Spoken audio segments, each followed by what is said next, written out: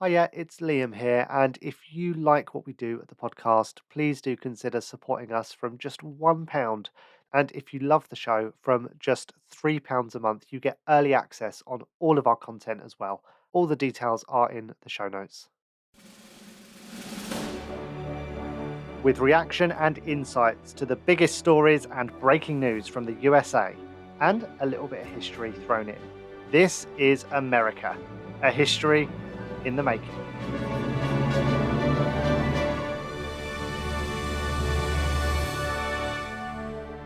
Hello and welcome to another episode of America, a History in the Making.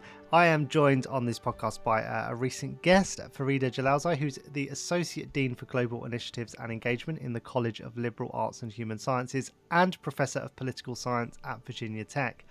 We chatted about whether America will ever elect a woman for president, and that was before the election. So, Farida, I'm delighted to have you back on the show to now reflect a bit on what's actually happened. It's my pleasure to be here and talk to you. There's a lot to unpack still. I haven't processed everything, to be sure, but I'm happy to try to make as much sense out of it as I can. Yeah. It's one of those, isn't it? I think maybe this is just what Democrat voters think versus what Republican voters think, but it always felt just a little bit implausible that Trump would actually get back in. Just closer to the time of the actual election, there was just, I think, more and more signs that there was going to be a very close contest. So for me, the closer the election came, and there was just more indications when we're thinking about public opinion polls, the increased tightening of the race, it just to me indicated that there was probably a very good chance actually that the Harris campaign was ultimately going to come up short. And now we're in the process, of course, as a country, really as a world, we're in the process of grappling with why the results occurred the way that they did.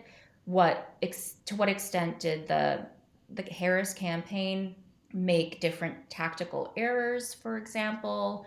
To what extent did the Harris campaign focus on issues that were not as much of concern to at least a large enough people for her to win? And of course, given my area of emphasis, I think about the role of gender, the role of race in the election outcomes.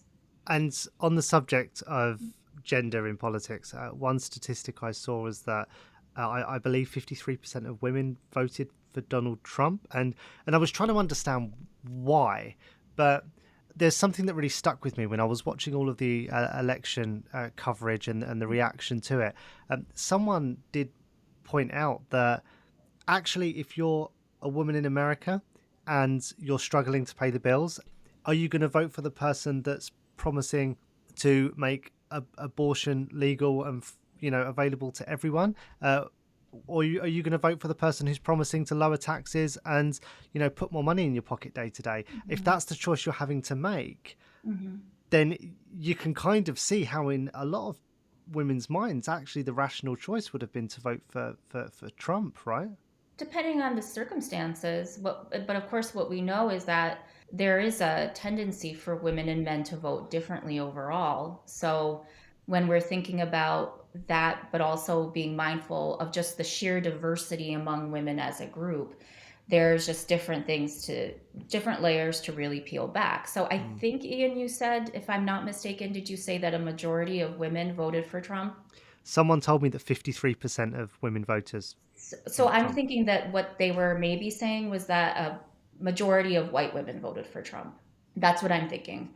And it's not to dismiss that, but that's an important distinction. So what we do know is that since 1980, there has been a gender gap between men and women have preferred the Democratic candidate over compared to the men.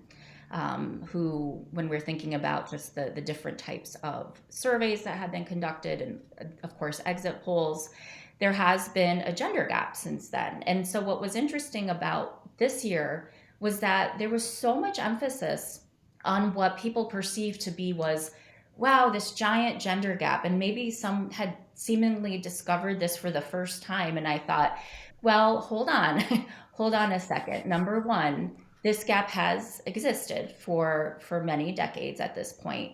But even then, that some years the gender gap is wider than others. And so it's been as narrow as I think maybe 4% some years.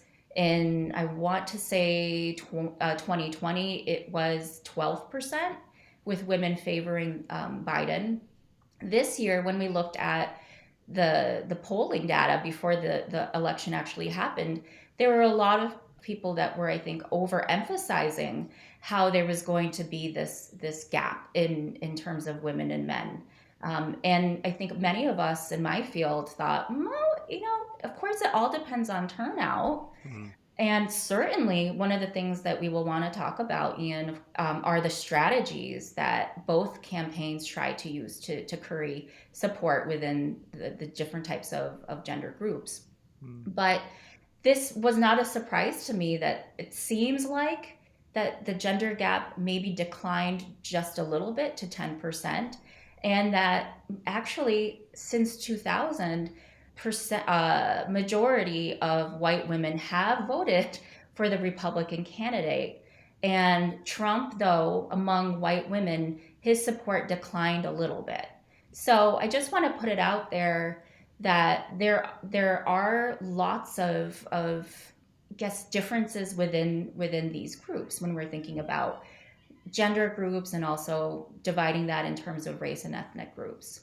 Yeah, and that's thank you for that distinction. I think that's really important in understanding kind of the breakdown of the electorate. And I think, though, fundamentally, what I'm really struggling with is this idea that Trump, who is now a convicted felon, Mm-hmm. he's had I mean, I don't think he's been convicted of any of sexual assault, but he's got a lot of clouds looming over him in that regards.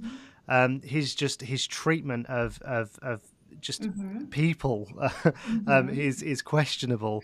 Yeah. How is someone like Trump able to just break so many precedents and win a presidential election?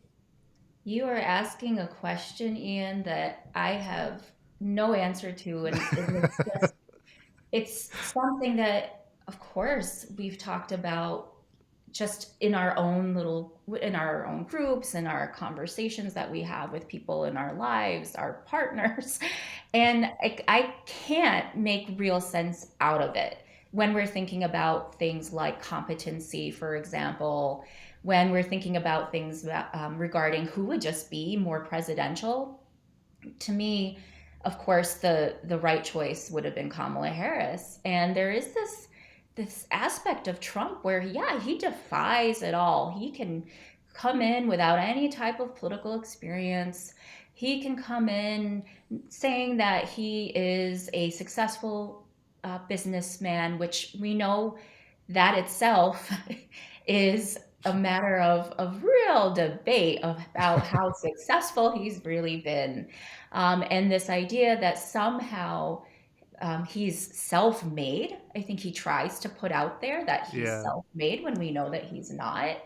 And just enough, I think people were not super concerned about anything other than economics, or at least this perception that they felt that change was necessary, any change was necessary. And of course, the lack of popularity of Joe Biden is very important to the story.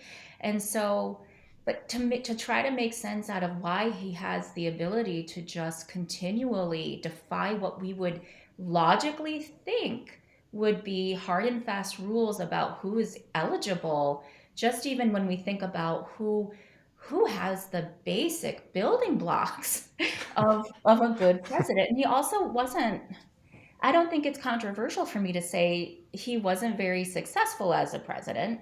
And that's in part evidenced by how he loses it. Well, of course, that's a matter of some debate with Trump supporters. But he loses the election in 2020, Yeah. right? And I do come back to just being able to somehow appeal to enough people where they don't care that much about those transgressions. Mm, And he's clever when we're thinking about pitting group against group, meaning pitting young men against women, pitting men against women, being able to convince a large enough percentage of, let's say, Latinos that their lives are going to be better economically under him.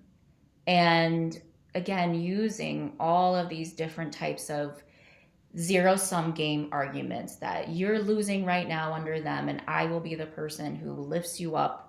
And so if you were to ask me, is this true? I mean, is this what he's really going to do? And we know that no, it's not true. He's not going to do this. And so we keep coming back, or I keep coming back to the, but wow, there is very little discussion about, but is he really going to do these things to lift up some of the groups that supported him this time that were mm. normally part of the Democratic base? I don't get it. I can't make sense out of it. Yeah, I agree. It's lost all meaning on me. Everything that's happened in the last year or so, but I do think that now that the concern is that all of this narrative that Trump was peddling about the election in 2020 being rigged, and all of Mhm. these things he was saying, in the minds of those who now voted for Trump, Mhm. that's validated because Mhm. he's galvanized his supporters, told them to come out and vote. They have, and he's won by what they would consider a landslide. So Mhm. Mhm. actually, all of this stuff has now moved from the realm of conspiracy theory to, well, maybe he was right. And then Mhm. what else is he right about?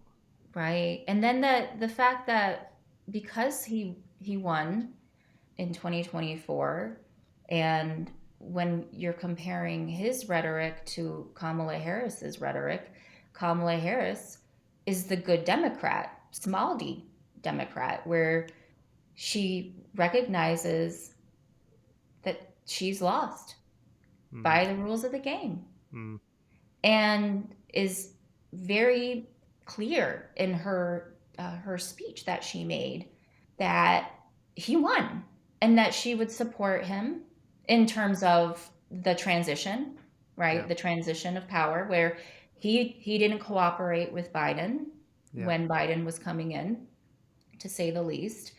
But there were, I think, a lot of concerns about what would happen, right, either way, for among some Republicans if Kamala Harris claimed victory. And of course there were people who were concerned among Harris supporters that if she claimed victory that this was automatically going to go to the election rigging again. And what I can say is that, yeah, to me, this just sort of confirms that there are a large enough group of people that still believe in this pretend rigged election. And I would, well, I shouldn't say anything 100%, but I would be very surprised if Kamala Harris had won, that wouldn't have just triggered all of these protests and Mm. something similar, if not worse, to January to yeah to January 6th. Yeah, and I think now, of course, it's all hypothetical with regards to what Trump would have done had he lost. But I mean, there's a very clear precedence for what he would have done if he lost. Um, I I just worry now about what the next 4 years could mean for America because it's very easy to say things on a campaign, and we saw Trump very deliberately change his messaging around abortion when he Mhm. realized that he was losing women voters. Mhm. Um, and you can't tell me that he suddenly had this coincidental change of heart in the midst of a presidential campaign. And then there's these questions around Project 2025. How much of that is he really going to endorse and push through? Because Mhm. if it's as much as what some people were suspecting, I mean, I say Mhm. you in America are in for a rough ride over the next 4 years.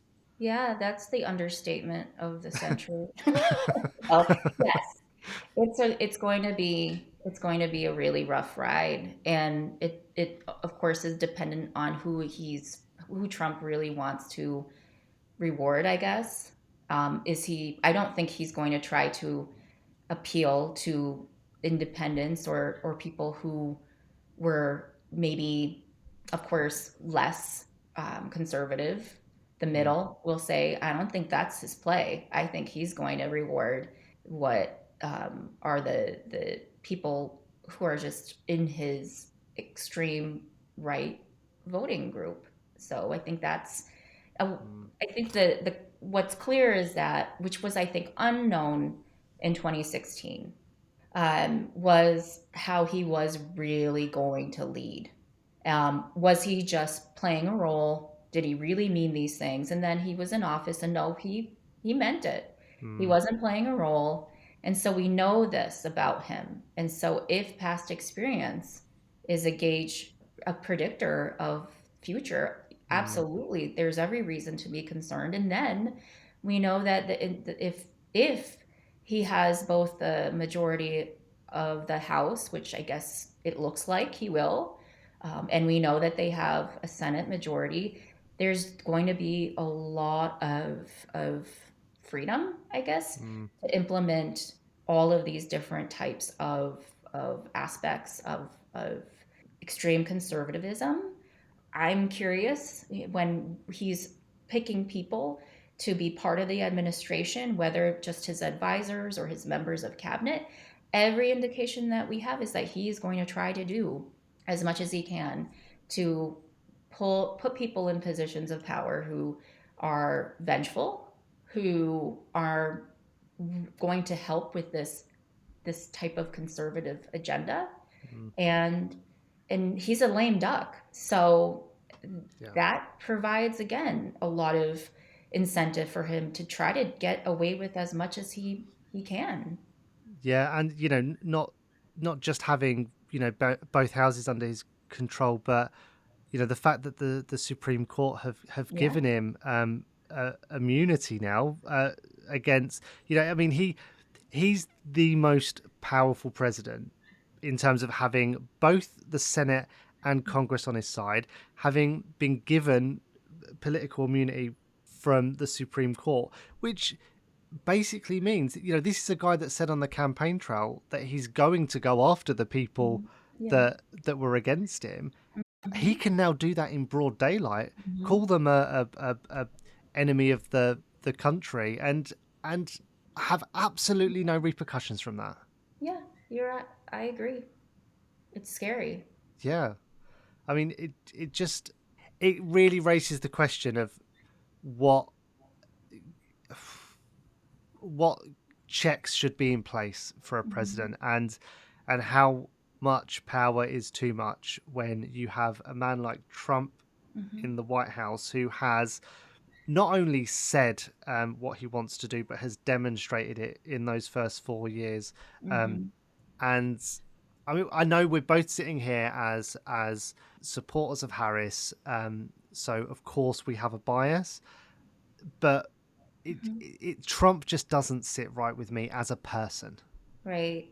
That's where it is. I mean, there are Republicans that have been in office that I may not have agreed with completely on different aspects of their agenda, to be sure, but I could definitely say that still thought that they had some of the traits that a president should display. Mm, But there was just very little evidence, say, for example, until now, that when there were just at least codes.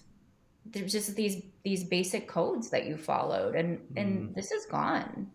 And I think Trump makes this just more normalized, this type of behavior, the ways that he knocks people down, the way that he bullies people, and the people that he surrounds himself with who yeah. do that and do that time and time again. Did it this election, will continue to do this during his presidency, and enable him and promote him, and there's a shift, and Mm, he's very responsible.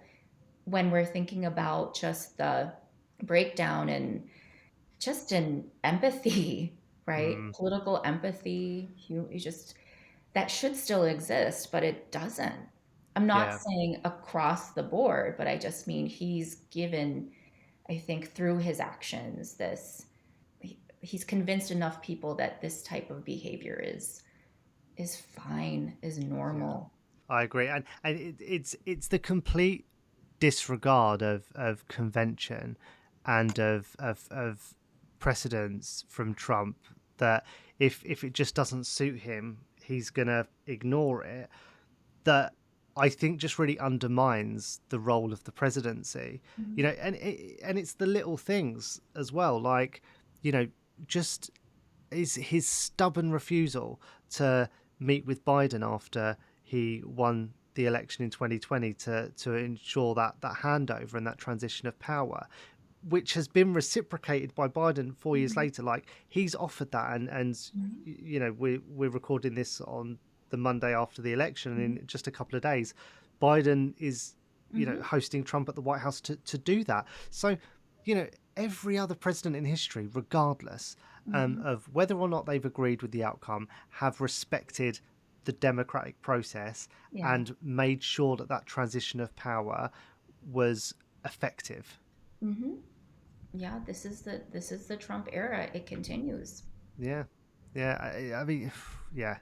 I mean, what's the future for American politics? Like, if Trump can Mhm. have 4 years, Mhm. be voted out, and then stage perhaps the most remarkable comeback in American politics, what's next? I don't know, Ian. I don't know. I don't know. I think part of me has hope. Part of me is hopeful that the same when we're thinking about just at least when he's able to appeal to groups that he normally would struggle with, but do well enough among those groups that he gets enough support to gain victory. That we're a fickle people, and there's an opportunity in the midterm elections, of course, Mm, to change the dynamics of Congress, for example. yeah, And there's the opportunity 2 years later to vote in a Democrat again. But yeah, one of the things we have to assess, which we won't have answers to, is how really loyal are these new voters? Are we really in a partisan realignment, mm, or not? And so we just don't know. And we also, I don't want to. Oh, I mean, I don't want to just blame Democrats and the Democratic Party or the Democratic candidate, Kamala Harris, but there are questions that the party has to answer. And yeah, what is the future of the leadership of that party? What does that look like? What does that entail? And there's a lot of work that needs to be done. Or you're going to continue to see the dominance of the Republican Party in some of the states where, at least briefly, I mean, Biden was able to win. And mm, now we're back to most of the map of the previous loss, right? Where Kamala Harris and Hillary Clinton did poorly in many of the same places. yeah. So But it's interesting though because 4 years ago, we were saying that Joe Biden's win means the Republicans are going to have to move more to the center yeah, to find their voters again. And actually, Trump has just steamrolled in, doubled down on the yeah, MAGA messaging. yeah, And turned it around 4 years later, and yeah. now everyone's saying, oh, the Democrats need to look at what's happened and potentially move a bit more into the center and to appeal to the right voters. But actually, like Trump's proven that you don't need to do that. So Mhm. I'm not sure what the answer is here for the Yeah, Democrats. yeah, I don't know. I wish that I knew because Mm, there's just a lot of unknowns, and we I think there would be plenty of Democrats that would be less than satisfied if what this meant was that Democratic presidential candidates had to essentially be almost right, just right of center, mm, right? So yeah, that would be. that would be heartbreaking, and it would not represent a lot of the population in the United States in terms of their concern with more progressive agendas. Yeah, I agree. And as you say, there's so many unknowns still, and I don't think we're going to have answers to any of these questions until we see how a Trump second term plays out, until we see how the Democrats are responding. And I hate being one of those people that immediately starts talking about the next election as soon as the last one's happened, but uh, I think that's the reality, right? The Democrats have to take stock and start thinking about 2028. Lots of soul searching, lots of number crunching too, I think Mm. is necessary. And yeah, Ian, I can't even think about the next election. It's just too exhausting to have gone through this. But it's important. We need to unpack all of this. Absolutely. Yeah. Well, hopefully you'll be able to join us on future episodes as we discuss the issues around Trump and American politics, which I'm sure, particularly from issues around gender, are not going to go away anytime soon. No, you're So not. Yeah. thank you, Farida, for joining me on the podcast today, and also recently, which I'll link to in the show notes when we discuss in more detail about will America ever elect a woman for president. Mhm. The answer currently stands at no, but there's a lot of pending there.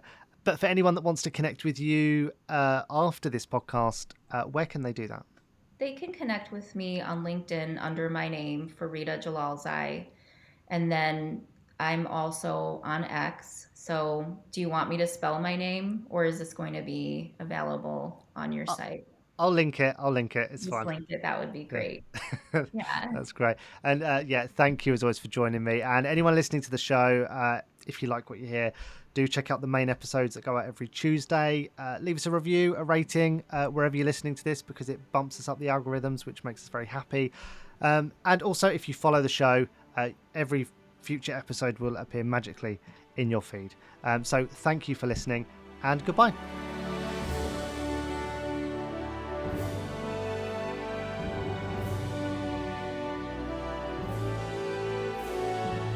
Thanks for listening to America, a history in the making. If you enjoy the show, please go and check out our main episodes, which drop every Tuesday, and we've linked to some relevant episodes in the show notes for you as well. Remember also to visit our Patreon page where you can support our show.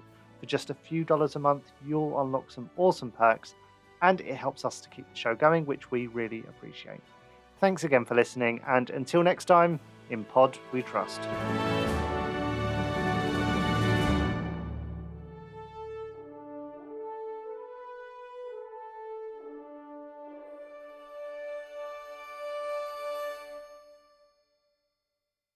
Thanks so much for listening to the podcast. And if you enjoy this and want more, remember you can support the show from as little as £1. All the details are in the show notes.